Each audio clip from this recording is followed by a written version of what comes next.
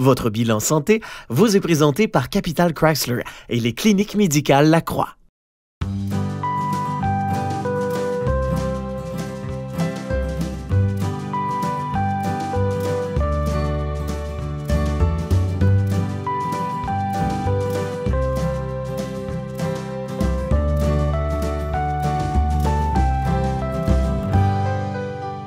Bonjour et bienvenue à votre bilan santé. Je vous présente mon co-animateur, Dr Marc Lacroix. Bonjour Marc. Bonjour Dominique. Aujourd'hui, Marc, on discute d'un sujet qui préoccupe de plus en plus la population. Effectivement, nous recevons aujourd'hui le Dr Rémi Bouchard, neurologue spécialisé en problèmes cognitifs. On parlait de maladies d'Alzheimer, différents problèmes cognitifs, donc une émission qui va être, je pense, très intéressante. Alors, juste avant d'aller à la pause, voici notre question vrai ou faux pour cette semaine. La question vrai ou faux est présentée par Logibourg, des immeubles résidentiels modernes, chaleureux et sécuritaires. La maladie d'Alzheimer est la forme la plus courante de troubles cognitifs.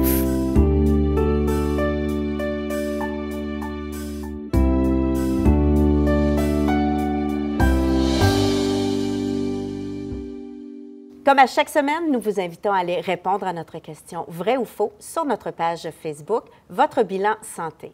Demeurez avec nous. Tout de suite après la pause, nous recevons Dr Rémi Bouchard.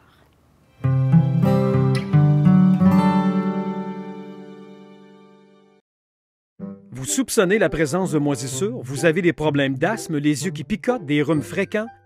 Pensez Réseau de Vinci pour investiguer sur la qualité de l'air de votre résidence. Réseau de Vinci, des conseils justes et précis pour protéger la santé de votre famille. Le sujet du jour est une présentation de Family Prix. Dr Bouchard, bienvenue à votre bilan santé. Merci beaucoup d'avoir accepté notre invitation. Merci. Dr Bouchard, parlez-nous un petit peu de votre parcours professionnel et un peu de la clinique de la mémoire. C'est quoi exactement la clinique de la mémoire? Mon parcours dans ce domaine-là remonte à très longtemps. Quand j'étais au niveau de l'internat, à la fin de la médecine, comme vous le savez, j'ai eu l'occasion d'évaluer des patients qui avaient une paralysie cérébrale. Beaucoup de patients, il y a des centaines. Et j'avais été un peu surpris de voir que plusieurs de ces patients n'avaient pas de problème cognitif. Ça m'a un peu intrigué. Au point qu'après l'internat et la résidence en médecine interne, j'ai décidé de retourner à l'université dans le cadre d'un programme de maîtrise pour étudier plus en détail le cerveau, au point de vue du fonctionnement, de l'anatomie, pour les troubles du mouvement et les problèmes cognitifs. Après cette période, j'ai voulu appliquer ça à la pratique, bien sûr. Alors, je suis parti pour les États-Unis, dans la région de Boston, pour étudier les vrais patients qui avaient des problèmes cognitifs pendant plusieurs années. Et par la suite, j'ai fait également un séjour en Europe dans le même domaine avant de revenir au Québec, à l'hôpital de l'Enfant Jésus, chez nous. C'est à mon retour, au début des années 70, que j'ai créé cette clinique de la mémoire, qui est une des plus vieilles au Canada, d'ailleurs. Ça fait maintenant 45 ans que ça existe. Et ça fonctionne très bien. Je dois vous dire qu'au cours des années, j'étais un peu seul. Vous savez, au début des années 70, il y a très peu de gens qui s'intéressaient à ce genre de maladies dégénératives comme l'Alzheimer et les autres maladies. Mais après de nombreuses années, maintenant, j'ai monté une très belle équipe à notre clinique interdisciplinaire de la mémoire. Nous sommes maintenant 6 médecins représentant tous les aspects des problèmes cognitifs. Les aspects neurologiques, nous avons 3 neurologues, on a aussi une gériatre, on a une gérontopsychiatre pour les gens très âgés qui ont des troubles du comportement, et un neuropsychiatre formé dans ce domaine-là. Notre équipe actuellement est complète dans notre milieu hospitalier, ce qui nous permet de voir et d'essayer d'orienter la plupart des problèmes reliés aux problèmes cognitifs, parce que vous savez, il n'y a pas que la mémoire. Exactement. Alors, à notre clinique que j'ai fondée à l'époque, nous voyons beaucoup de patients. Nous avons environ 1000 patients qui viennent par année, mais ce ne sont pas tous des Alzheimer, évidemment. Il y en a beaucoup qui viennent pour des troubles de mémoire tout à fait bénins. Alors, dans notre clinique, on demande en général aux médecins de famille de nous donner un peu d'informations et on décide de la priorité selon l'information qui nous est soumise par le médecin de famille. Et là, on fait une évaluation qui est assez longue d'ailleurs. Beaucoup de questions sur le fonctionnement parce que le diagnostic de la maladie d'Alzheimer, entre autres, et même des autres maladies, c'est un diagnostic qui est clinique. C'est notre entrevue, c'est le questionnaire, c'est l'examen, parce qu'on fait un dépistage de troubles cognitifs qui nous permet de dire « je crois que c'est un Alzheimer » ou « je crois que ce n'est pas un Alzheimer ». Ça peut être une autre maladie qu'on appelle maintenant les maladies apparentées. C'est devenu maintenant tout un groupe de maladies, c'est pas juste l'Alzheimer. Il y a par exemple la maladie qu'on appelle la corde de Lewy, il y a les maladies frontotemporales, il y a plusieurs sortes. Il y a les troubles du langage qui sont aussi des manifestations de maladies dégénératives, etc. Quand on a vu ces patients-là, on donne un diagnostic soit immédiat ou, si ce n'est pas clair, parfois on demande des examens plus poussés.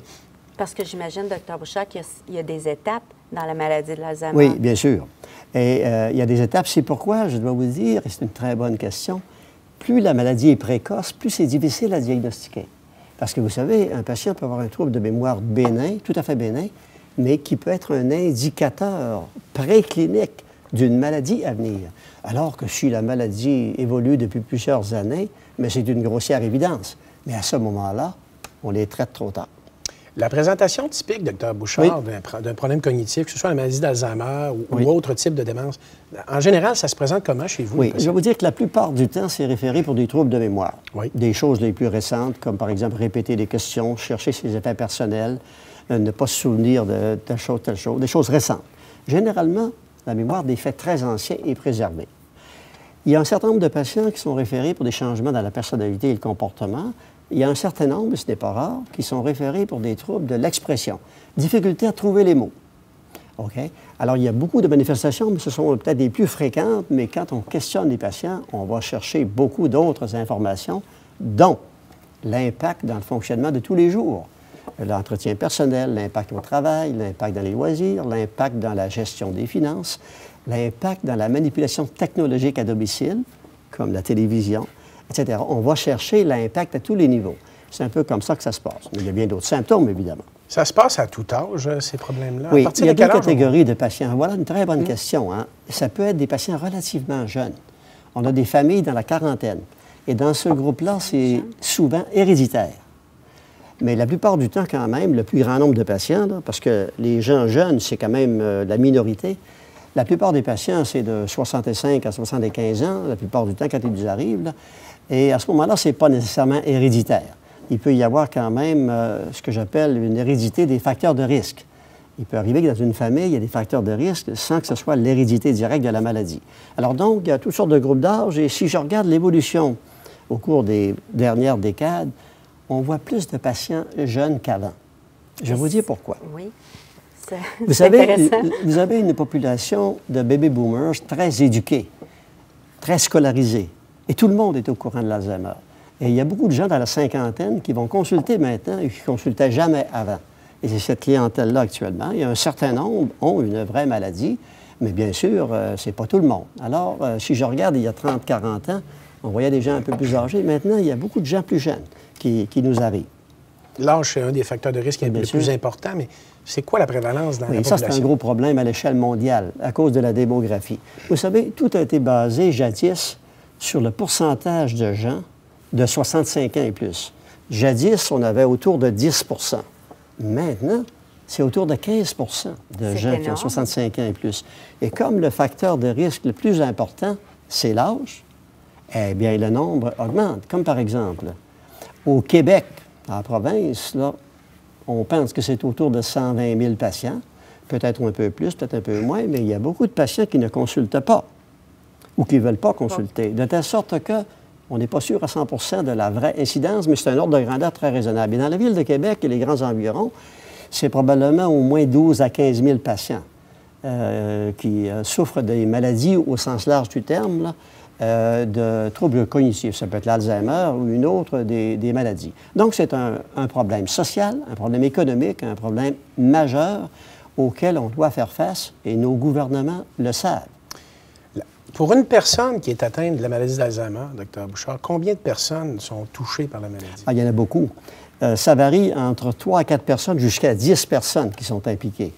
Et puis, la plupart du temps, bien sûr, ce sont les gens très proches, comme le conjoint ou les amis intimes. Mais comme vous le savez, il y a 2 fois plus de femmes que d'hommes qui sont atteints de ces maladies-là, surtout de l'Alzheimer.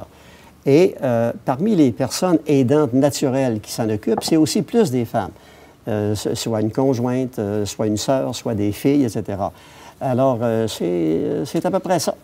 Vous vous occupez aussi, Dr Bouchard, je crois, de la Fondation de la maladie d'Alzheimer, de la maladie d'Alzheimer de Québec, si je me trompe pas. Oui, au Québec, à Québec, on a la Société Alzheimer de Québec, évidemment, qui existe depuis 31 ans. Et j'ai eu l'occasion de faire partie des cofondateurs, et je suis encore, après 31 ans, sur le conseil d'administration de cette société. Et j'ai vu passer au cours des années, évidemment, énormément de gens qui s'intéressaient à cette maladie-là. Mais les conseils d'administration, comme vous savez, ça change au cours des années. Alors moi, je suis encore là pour un certain temps encore. Il y a aussi, en marge de la Société Alzheimer de Québec, c'est important de le dire à la population, le mois de janvier, c'est le mois de l'Alzheimer au Canada. Et dans toutes les régions du Québec, notamment chez nous, il y a une journée de sensibilisation sur l'Alzheimer qui a toujours lieu un des derniers dimanches de janvier, comme ça vient de se passer, là. En général, il y a à peu près 600 à 1000 personnes qui passent, et là, on donne des conférences au grand public. Nous venons de donner 4 conférences au grand public sur un état de la question, sur l'Alzheimer, l'investigation, les nouvelles tendances, les nouveaux traitements, les nouvelles façons de faire le diagnostic, etc. Ça vient de se faire, ça. Et vous avez prochainement aussi, je crois, des événements à venir, hein, qui... Oui, il y a bien sûr, disons, un cocktail important pour recueillir des fonds pour la Société Alzheimer qui s'appelle le cocktail bénéfice pour la Société Alzheimer, qui est au mois d'avril, et qui est une activité très importante pour nous. Parce qu'évidemment, vous savez, la Société Alzheimer, c'est une organisation sans but lucratif.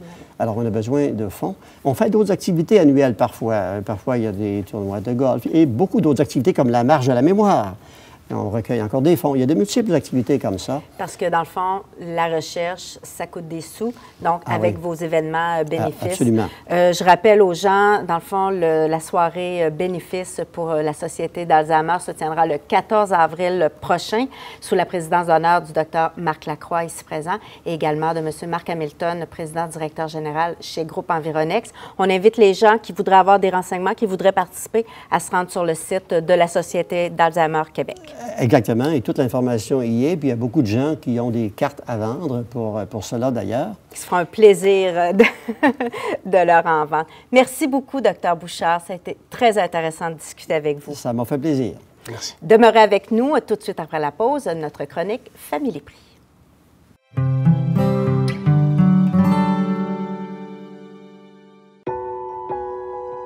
Le syndrome de l'apnée du sommeil affecte la qualité de vie des personnes qui en sont atteintes, mais aussi celle de leur entourage.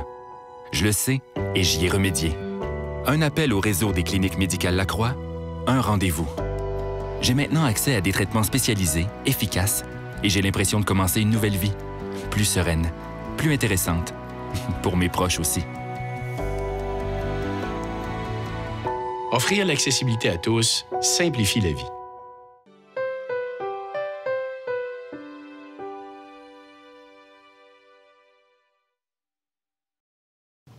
Aujourd'hui, je suis en compagnie de Caroline Beaulieu, pharmacienne chez Family Prix, et nous vous donnons quelques trucs pour demeurer en santé pour longtemps. Bonjour Caroline. Bonjour Dominique. Caroline, plus on avance en âge, plus on est vulnérable. Par conséquent, plus on a de risques d'attraper différentes infections. Quels sont les meilleurs vaccins que nous devrions recevoir et vers quel âge? Il y en a 3, en fait, que je voudrais aborder. Le premier, ce serait celui contre le zona, parce qu'on en entend de plus en plus parler, des campagnes de publicité aussi à la télévision. Donc, effectivement, qu'à partir de 60 ans, ce serait un vaccin qui serait recommandé, étant donné que c'est le virus de la varicelle qui est réactivé. C'est très douloureux, ça suit généralement un nerf, puis ça cause quand même des douleurs importantes là, aux gens qui en souffrent. Donc, de pouvoir prévenir cette maladie-là, c'est vraiment une bonne idée. Ensuite, il y a aussi le vaccin contre le pneumocoque qui prévient, dans le fond, la pneumonie à pneumocoque. C'est un vaccin qu'on peut recevoir à partir de 65 ans, qui est recommandé là, également, étant donné qu'on est plus vulnérable aux pneumonies. Puis, pas le plus important, mais le plus répandu, c'est celui contre l'influenza, la grippe, qui devrait être reçu annuellement, dans le fond, à partir de 60 ans. Plus on avance en âge également, on n'est plus à risque de tomber. Quels sont les meilleurs outils pour prévenir les chutes? Oui, en fait, pour rendre nos déplacements sécuritaires autant à la maison qu'à l'extérieur, si on a de la difficulté à la mobilité, c'est important de trouver des appuis en conséquence. Donc, le premier que je voulais vous parler, c'est la canne. La canne, ça enlève environ 15 là, en fait, ça apporte 15 là, de support à la personne qui l'utilise. Puis, la manière qu'on l'ajuste, la plupart des gens vont avoir tendance à mettre la canne du côté de la jambe malade, mais en fait, il faut vraiment mettre la canne du côté de la bonne jambe pour vraiment venir naturellement entraîner et supporter la jambe malade, dans le fond, lorsqu'elle avance. Fait que pour faire l'ajustement, on place les pieds environ à 30 cm, on place la canne environ à 15 cm du pied, puis on doit ensuite s'assurer que notre poignet, comme je le fais ici, lorsqu'il est relâché et qu'on a le dos droit, le poignet arrive, dans le fond, aux manches, là, comme celle-ci est ajustée là, à ma taille. Là. Et c'est très important parce qu'on peut aggraver la blessure lorsqu'on n'utilise pas la canne de la bonne manière. Tout à fait. Ça peut créer des tensions au niveau de l'épaule ou ailleurs. Donc, il faut vraiment que ce soit ajusté à la bonne hauteur et utilisé du bon côté, donc du côté de la jambe saine. Je voulais vous parler également de la marchette, qui est dans le fond... un outil encore plus complet là, pour la marche parce qu'on peut vraiment prendre un appui complet.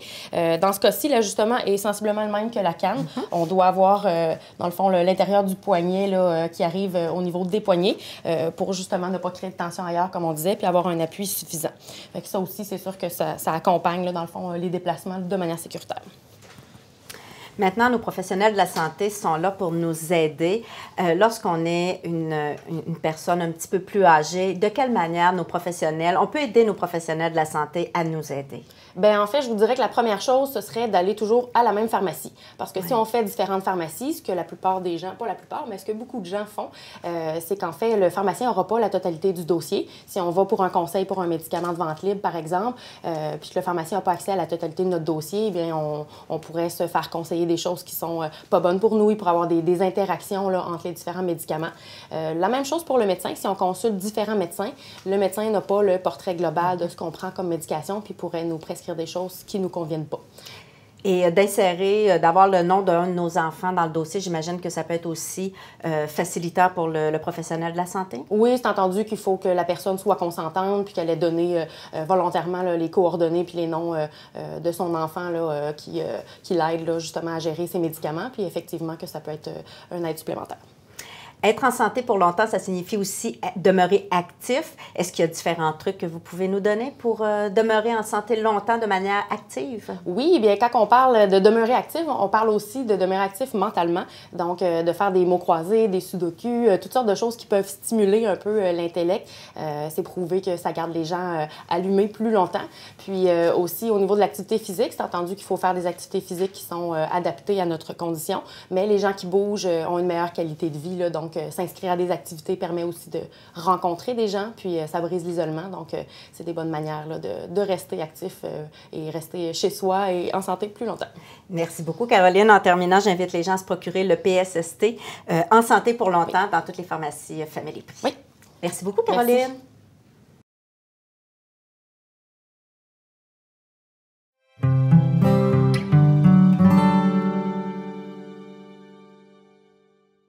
Que ce soit pour des douleurs reliées à l'arthrose, blessures sportives, douleurs de dos ou au cou, Dr Dominique Dufour, chiropraticienne chevronnée depuis 35 ans, vous offre des soins de qualité assistés par ordinateur. Vous apprécierez cette technologie de haute précision pour sa justesse et son traitement en douceur. Rejoignez Dr Dominique Dufour au 88 687 5372. Clinique Chiro Solutions, votre santé, notre vocation.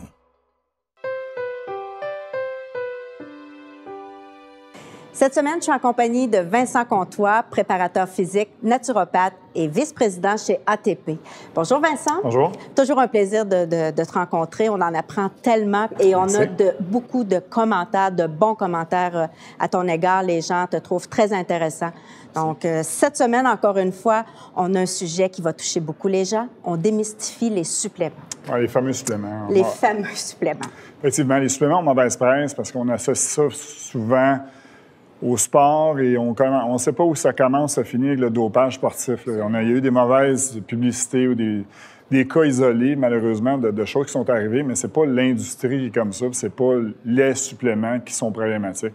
C'est une idée préconçue qu'on a. Il faut juste donner les bons suppléments aux bonnes personnes. Absolument. Mais juste en allant sur le site Internet d'ATP, les suppléments naturels, on voit une toute autre image des suppléments. Parle-nous un peu. Quels sont les principaux suppléments qu'on peut utiliser? Puis, par exemple, un enfant qui fait du hockey, qui joue, est-ce qu'on peut lui donner des suppléments, des protéines ou un autre supplément? Oui, les gens souvent associent le pot à performance, puis quand on arrive chez les enfants, mais là, est-ce que c'est adapté à mon enfant? C'est des protéines. Donc, protéines, on retrouve ça dans tous les aliments, surtout de source animale, que ce soit le poulet, le bœuf, ainsi de suite. On le prend dans une poudre plutôt que de le prendre dans un aliment. Si on garde les mêmes proportions, c'est exactement la même chose, donc il n'y a pas plus de danger. L'histoire qu'on se fait répéter que c'est dangereux pour les reins, c'est toujours l'excès, que ça devienne de suppléments ou d'une autre source alimentaire, c'est l'excès qui cause des problèmes. Je dis souvent aux gens, vous pouvez me noyer avec de l'eau. Absolument. Donc, il faut faire attention toujours aux quantités, c'est ça qui est important. Puis dans les produits ATP, par exemple, quels sont les produits qu'une femme, parce que là, c'est sûr qu'il y a des femmes qui nous suivent, des hommes qui nous suivent, qui s'entraînent à la maison, puis ils ont des bons résultats. Et l'important, c'est de les garder avec nous. C'est pour ça nos chroniques, nos capsules ATP à chaque semaine. Mais parmi les différents produits, quels sont les principaux, ceux que tu recommandes le plus? Bien, moi, je pense, j'ai toujours dit, pour bien performer, il faut être en santé. Donc, la santé générale, c'est la base. On a un supplément de multivitamines. Les gens se demandent souvent, est-ce que j'ai besoin de ça, une multivitamine? Est-ce que je retrouve tout ce que j'ai besoin de mon alimentation? Dans l'alimentation idéale humaine, on a tout ce qu'on a besoin. Mais est-ce que notre mode de vie aujourd'hui est l'idéal? C'est ça la réponse. La réponse pour la plupart des gens, c'est non. Donc, on complémente ce qui manque. Si on bouge plus, notre besoin augmente. Si on transpire, on perd des minéraux. Donc, c'est important d'être sûr d'avoir au moins la base. Moi, je dis souvent que la multivitamine, c'est une police d'assurance. Ensuite de ça, il y a la fameuse vitamine D. Oui. La vitamine D, présentement, il y a beaucoup de publicité. Pas beaucoup de publicité, mais plus de l'information qu'on reçoit. Il y a beaucoup de preuves scientifiques qui disent qu'on est en carence en Amérique du Nord. Pas beaucoup d'exposition au soleil. Lorsqu'on va au soleil, souvent avec des crèmes, ainsi de suite. Donc, on diminue notre capacité d'en synthétiser. Donc, un supplément de vitamine D, je pense que pour toute la famille, c'est une bonne idée, surtout en période hivernale. Et pour un enfant qui s'entraîne, par exemple, qui fait du sport là, régulièrement, soit qui joue au hockey, joue au baseball, de plus en plus, là, nos jeunes sont... Souvent, il n'y a pas juste une discipline, là, sont inscrits dans 2-3 disciplines. J'imagine, comme nous, comme les adultes qui travaillons et qui ont une vie quand même active, ils ont besoin de suppléments à un moment donné? Ils ont besoin d'une multivitamine? Ou... Définitivement, les besoins augmentent toujours avec le niveau d'activité. Que ce soit n'importe qui, que ce soit un enfant ou un adulte. La problématique aussi, c'est l'horaire des parents. On va chercher, moi j'ai un fils qui joue au hockey, on va le chercher en semaine, 4 heures à 5 heures pour être sur la patinoire. Donc, on n'a pas beaucoup de temps. Là. Donc, les suppléments nous permettent de faire vite et bien les choses. Souvent, dans un shake de protéines, par exemple, il peut y avoir des glucides rajoutés dedans. Ça permet de faire un repas liquide qui va accélérer le processus digestif, empêcher l'enfant d'avoir à digérer un repas pendant qu'il va être sur la patinoire ou sur le terrain de jeu. Et en même temps, ça facilite la vie aux parents. On sait que, c'est écrit qu'il y a tant de grammes de glucides, de protéines, ainsi de suite, sur ce qu'on donne, mais on n'a pas à calculer trop. Et ça se fait bien. Donc, c'est une option, je trouve, rapide et efficace de faire les choses de supplémentation pour les jeunes. Mais toujours dans un cadre où on mesure le reste aussi, l'alimentation, ainsi de suite. Y a-t-il des carences? Moi, je donne jamais de recommandations sans avoir ce qu'on appelle le big picture, d'avoir la vue d'ensemble. Exactement. Puis, par exemple, en terminant, pour la femme active, par exemple, moi, je le dis, j'ai 49 ans, on n'a pas toujours le temps de bien manger. Est-ce qu'il y a un produit, est-ce qu'il y a un supplément qu'on pourrait prendre à chaque jour, naturellement en s'entraînant, là? Oui, définitivement, les suppléments pour la femme, bien, c'est les mêmes besoins que pour tout le monde, mais il faut regarder surtout l'alimentation. Lorsqu'on vieillit, la différence, c'est les hormones, encore une fois, le fameux retour hormonal, le vieillissement hormonal. Donc, les chances d'ostéoporose augmentent avec le vieillissement, donc s'assurer d'avoir suffisamment de minéraux. Moi, je dis calcium, mais il y a un bémol là-dessus. Le magnésium aussi est important, la vitamine D. En ménopause, c'est important pour s'assurer d'avoir des os en santé. Puis l'exercice, c'est un des facteurs les plus importants pour garder une bonne santé osseuse. Donc, tout ça mis ensemble, c'est sûr que c'est un plus. Bien, merci encore, Vincent. Toujours intéressant de discuter avec toi.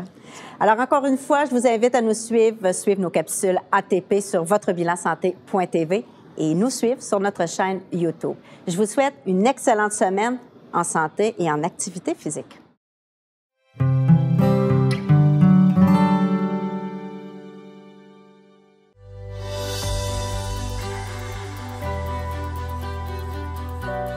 Quand chez soi rime avec confort, sécurité et tranquillité d'esprit. Le Luxembourg, avec ses condos locatifs, vous offre toutes les facilités d'un condominium sans les contraintes. Les condos locatifs Luxembourg, le luxe vraiment accessible. Une réalisation de Logibourg.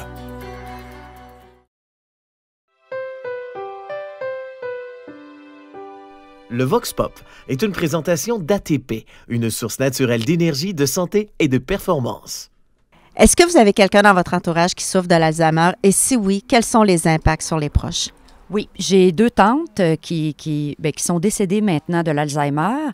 C'est très difficile à vivre parce que c'est des personnes où on se connaît bien, c'est les souvenirs, on a du plaisir ensemble. Et tranquillement, tu vois la personne qui revient en enfance, qui se rappelle plus des souvenirs quand elle était jeune. Fait que tu vois ça, on est comme plus dans le même temps. Et tranquillement, la personne, on a un deuil à vivre de cette personne actuelle qu'on connaît parce qu'elle est rendue comme vraiment ailleurs et on a le deuil à faire de ça et après on a le deuil physique de la personne. Fait que c'est 2 deuils à vivre. C'est très difficile, je suis sûre, pour la personne même, mais pour la famille. C'est difficile, c'est vraiment 2 deuils et de plus en plus, il y en a de l'Alzheimer. Fait que c'est une maladie qui est plate, qui est présente, mais j'espère qu'ils finiront par trouver des choses pour pouvoir améliorer les situations.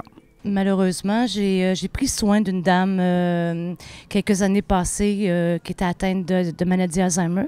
En fait, c'est une femme qui avait une très belle carrière dans une institution bancaire. Elle a pris sa retraite très jeune, à l'âge de 52 ans, très à l'aise financièrement, elle et son mari. Et puis 2-3 ans passés, durant sa retraite, elle a été diagnostiquée avec maladie Alzheimer. Et là, à ce moment-là, tout a été très, très, très vite. À un moment donné, son mari a dû prendre une décision parce que ça commençait à être très, très difficile et très dangereux aussi, parce qu'elle allumait les ronds, risquait de causer des incendies, tout ça. Puis aussi, elle devenait violente, agressive, elle cherchait constamment, donc elle ne pouvait plus vraiment rester seule 1 ou 2 heures, là, parce que c'était possible à un moment donné. Puis malheureusement, il a dû la placer. Puis elle est morte, je crois, à 68-69 ans. Fait que mais ce que je tiens à dire, c'est que c'est les proches que c'est plus difficile. C'est son mari qui était très malheureux dans tout ça, parce qu'eux, ils faisaient de la moto, c'était une belle retraite là, qui était en vue, puis ça n'a pas été le cas, malheureusement. Puis lui est très en santé, en bonne forme, mange bien, tout ça. C'est ça, c'est malheureux. En terminant, voici la réponse à notre question « Vrai ou faux ».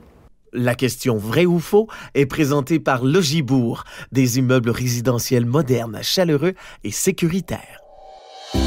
La maladie d'Alzheimer est la forme la plus courante de troubles cognitifs.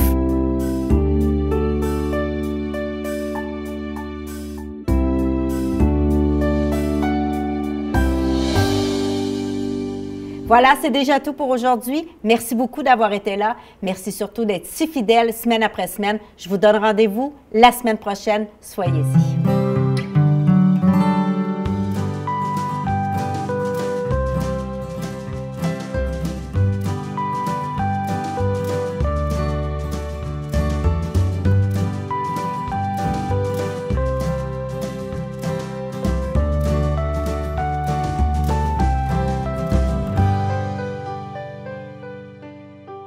Votre bilan santé vous a été présenté par Capital Chrysler et les cliniques médicales Lacroix.